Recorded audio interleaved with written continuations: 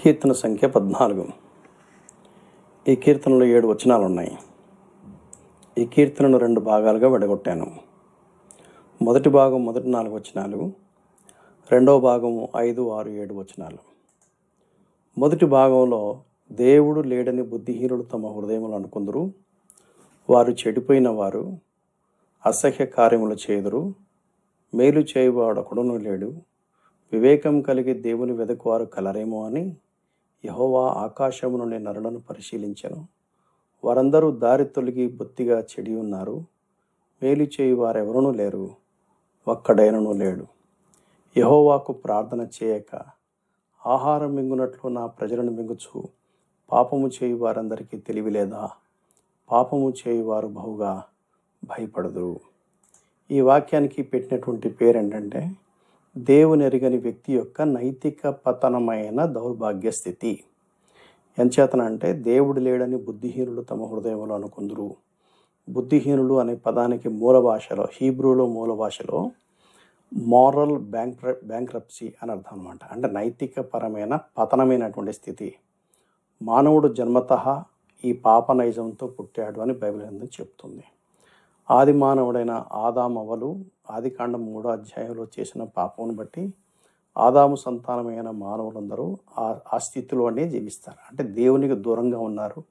దేవుడు లేని స్థితి. భక్తి చేయాలని కోరిక ఉండొచ్చు, కానీ ఆ భక్తికి అనుగుణంగా బ్రతకలేని బలహీనమైన స్థితి. అంచేత వారు చెడిపోయిన వారు, అసహ్య కార్యములు చేయువారు, మేలు చేయువాడు ఒకడునూ లేడు అని మొదటి వచనం రాయబడింది. ఆ తర్వాత వివేకము కలిగి దేవుని వెదకువారు కలరేమోనని యెహోవా ఆకాశం నుండి చూచి నరులను పరిశీలించను. అంటే దేవుడు కూడా నేరుగా తాను చూసి ఇస్తున్నటువంటి సాక్ష్యం ఏంటంటే, దారి తొలగి, అంటే దేవుడు ఏ దారిలో మనం నడవాలని కోరాడో ఆ దారి తొలగి బొత్తిగా చెడి ఉన్నారు, మేలు చేయువారు ఒకరును లేరు అని రాయబడింది. అంతేకాకుండా ఏం చేస్తారంటే, దేవుని ప్రజలను చంపుతారట. యెహోవాకు ప్రార్థన చేయక ఆహారం మింగునట్లు నా ప్రజలను మింగుచు పాపము చేయి వారికి తెలివి లేదా అని రాయబడి. అంటే కనీసం ఆలోచించరా అని. పాపము చేయువారు బహుగా భయపడతారంట. వారిలో పాప నైజం ఉంది కనుక పాపం చేస్తారు, పాపానికి బానిసై ఉంటారు కనుక పాపము చేసేవాళ్ళు భయపడతారు. గిల్ట్ కాన్షియస్ ఉంటుంది వాళ్ళలో. బైబిల్ గ్రంథంలో రాయబడింది, ఈ పాపం చేసేవాడట ఎవరో తరమకుండానే పారిపోతారంట, వాళ్ళు భయపడతారని రాయబడింది. అందుకనే ఈ భాగానికి పెట్టిన పేరు దేవుని ఎరుగని వ్యక్తి యొక్క నైతిక పరమైన దౌర్భాగ్య స్థితి, మారల్ ఫెయిల్యూర్, మారల్ డిప్రేవిటీ అని కూడా మనం చెప్పచ్చు. రెండవ భాగం 5, 6, 7 వచనాలు. ఎందుకనగా దేవుడు నీతిమంతుల సంతానం పక్షమున ఉన్నాడు, బాధపడు వారి ఆలోచనను మీరు తృణీకరించుదురు. ఆయనను యెహోవా వారికి ఆశ్రయమై ఉన్నాడు. సియోనులో నుండి ఇశ్రాయేలుకు రక్షణ కలుగునుగాక.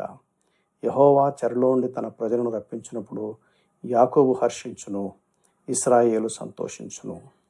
ఈ భాగానికి పెట్టిన పేరేంటంటే, దేవుణ్ణి ఎరిగిన వ్యక్తికి గల దీవెనకరమైన స్థితి లేక ఆశీర్వాదకరమైన స్థితి.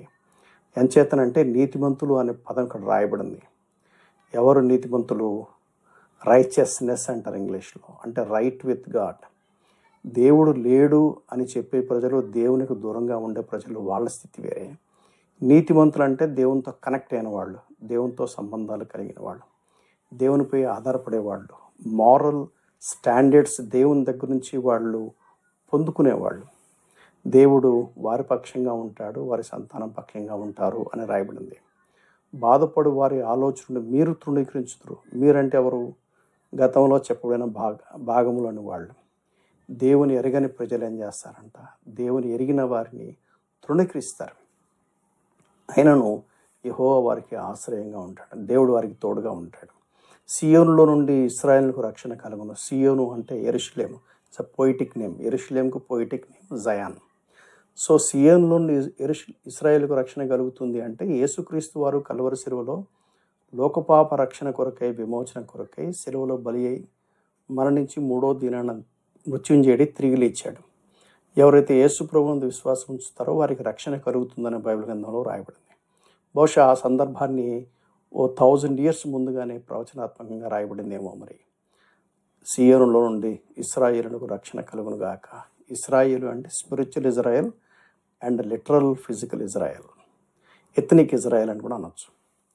యెహోవా చెరలో నుండి తన ప్రజలను రప్పించినప్పుడు యాకోబు హర్షించును, ఇశ్రాయేలు సంతోషించును. చెర అని రాయబడింది కాబట్టి కొంతమంది పండితులు ఏమంటారంటే బహుశా బబులోను చెర వెళ్ళిన సందర్భంలో రాయబడింది ఏమని కొంతమంది అంటారు. కొంతమంది ఏమంటారంటే లేదు, దావీదు సౌలు బారు నుంచి తప్పించుకొని పారిపోయిన సందర్భాల్లో అనేక పర్యాయములు చెరలాంటి అనుభవం గుండా వెళ్ళాడు కాబట్టి ఇది దావీదే రాశాడంటాడు. ఏది ఏమైనా ఈ కీర్తన సంఖ్య 14 మనం గ్రహించవలసింది ఏంటంటే మనకు ఒక ప్రమాణంగా ఉండటానికి మన ముందు పెట్టబడింది. ఈ కీర్తనకు పెట్టబడిన పేరేంటంటే ఒక వ్యక్తి దేవుని ఎరిగాడా లేదా అనేది ఆ వ్యక్తి యొక్క రహస్య ప్రవర్తన చెబుతుంది. బహిరంగంగా అందరూ బాగానే ఉంటారులే, బయటికి బాగానే నటన చేస్తారు, ఒక వేషధారణ అంటే డబుల్ స్టాండర్డ్ ఉంటుంది. అందుకని private life, secret life actual రియాలిటీని బయటపడుతుంది. ఒక వ్యక్తి యొక్క ఆత్మీయత ఆ వ్యక్తి యొక్క రహస్య జీవితం చెప్తుందన్నమాట. అందుకనే how do you behave, it depends upon your belief system అని కొంతమంది అంటారు. ఒక వ్యక్తి దేవుని ఎరిగాడా లేదా అనేది ఆ వ్యక్తి యొక్క రహస్య ప్రవర్తన చెప్తుంది. మనుషుల మీద మనకు స్వేచ్ఛ ఉంది కాబట్టి ఇట్ ఈజ్ అకౌంటబుల్ అనేది మనం గుర్తుపెట్టుకోవాలి. మనం ఏ స్టాండర్డ్స్ని బట్టి జీవిస్తున్నామో దాన్ని బట్టి మనం లెక్క చెప్పవలసి ఉంటుంది. ఈ కీర్తన బట్టి మనం నేర్చుకోవాల్సిన పాఠం ఏంటంటే మన ప్రవర్తన ఎలా ఉంది, మన ఆలోచన తీరు ఎలా ఉంది, దేవునితో కనెక్ట్ అయ్యి దేవుడే స్టాండర్డ్గా మనం జీవించగలుగుతున్నామా, లేక నాకుగా నేను దేవుడిగా నా సొంత ఇష్టానుసారంగా జీవిస్తున్నానా, ఒకనాడు లెక్క చెప్పవలసి ఉంటుంది కనుక మనం జాగ్రత్త పడాలి. Thank you. God bless you.